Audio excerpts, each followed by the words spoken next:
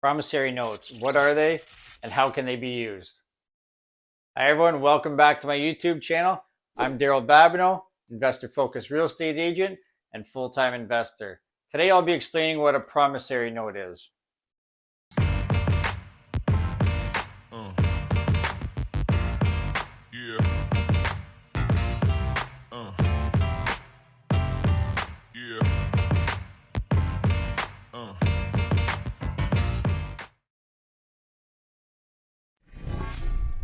Remember to subscribe, smash that like button, click the bell to be notified for more videos like this.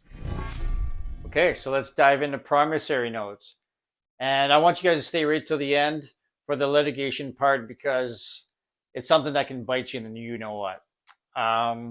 So yeah, now before we start, full disclosure, I'm not a lawyer or an accountant.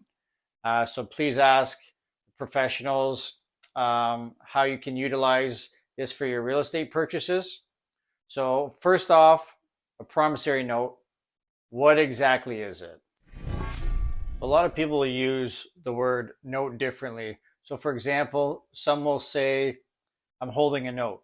This means they're holding a mortgage. However, today I'm talking about a promissory note, not a mortgage. So I really wanted to clarify that right off the get-go. So a promissory note is a contractual agreement, meaning, let's say, for example, you had $75,000 you wanted to lend me because I would be putting your money to work on a real estate deal that I have. Well, what we could do is an actual contractual agreement, which is a promissory note, which allows me to borrow money from you in a form other than a mortgage. Again, remember, this is not a mortgage, it's a contractual agreement. It's a way for the lender, you, to lend money to the borrower, me, without actually having either a first place mortgage or a second place mortgage. There's no lien, there's no security. It's a contract between two people. I really want to drive that home, guys, that it's a contract and not a mortgage. So next up, who will actually borrow the money?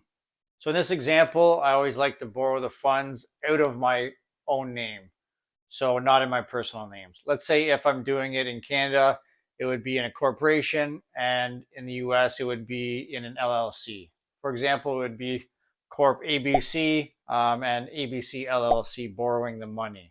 So the contractual agreement, the promissory note, would be right in the name of the entity.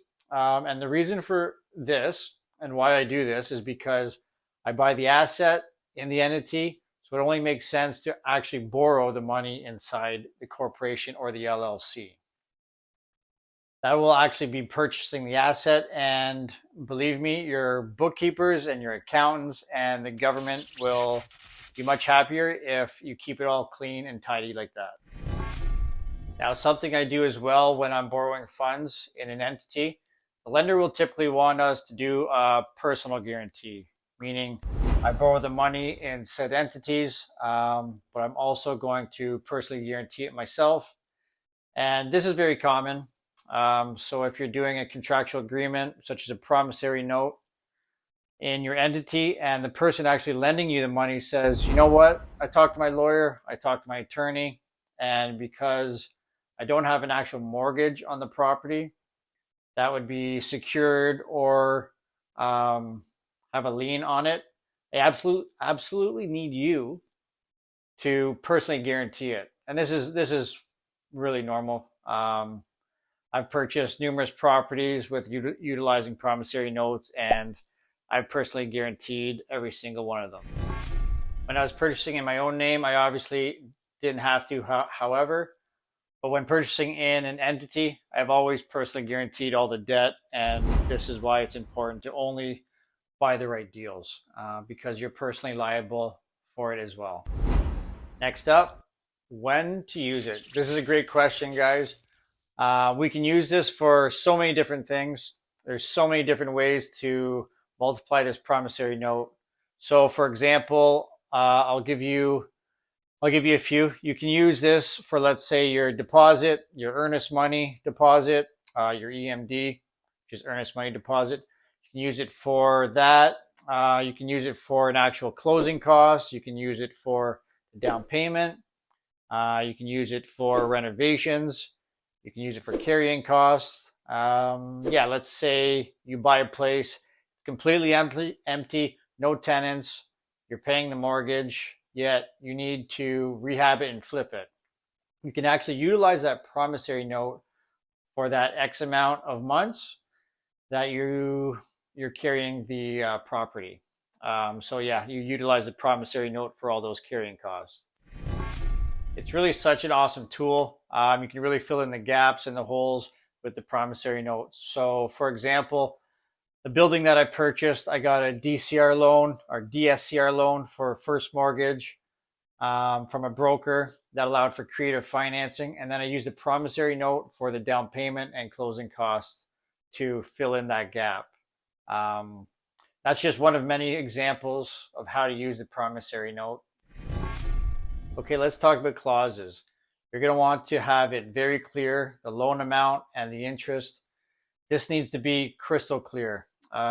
Will it be principal and interest? Will it be interest only? Are you paying monthly? Are you paying quarterly? Are you paying at the end as a balloon? This should be very clear and listed in your promissory notes. Prepayments, are you allowed to do a prepayment? Is it without penalty? Is it only after a certain period of time?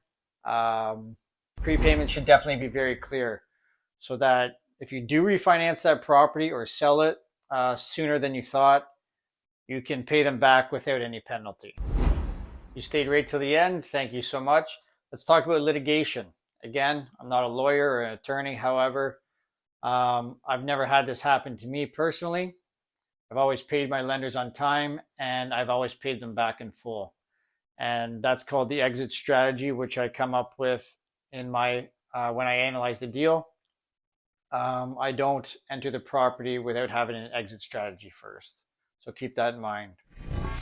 Okay, so let's say something were to happen. Typically, you would have a mortgage on the property. And we all know this, if you have a mortgage, you can either do a foreclosure or power sale. Well, with a promissory note, since you don't actually have that lien or security on the asset, the only route to take would be going to litigation. Okay, so be aware that whether you are lending out the funds, that this is most likely going to be your only route. Or if you're borrowing the funds, again, you never want to get sued, never want to have litigation. But if you don't pay that, that is what the actual borrowers are going to do. And it's their only route to take, which is litigation. So hopefully I've shed some light on promissory notes. As always, thank you all for watching. If you found this video helpful or informative, don't forget to give me a thumbs up, subscribe, and hit that bell to be notified to see more content like this. And if you have any questions, please leave them in the comments below. Until next time, take care. Happy exploring.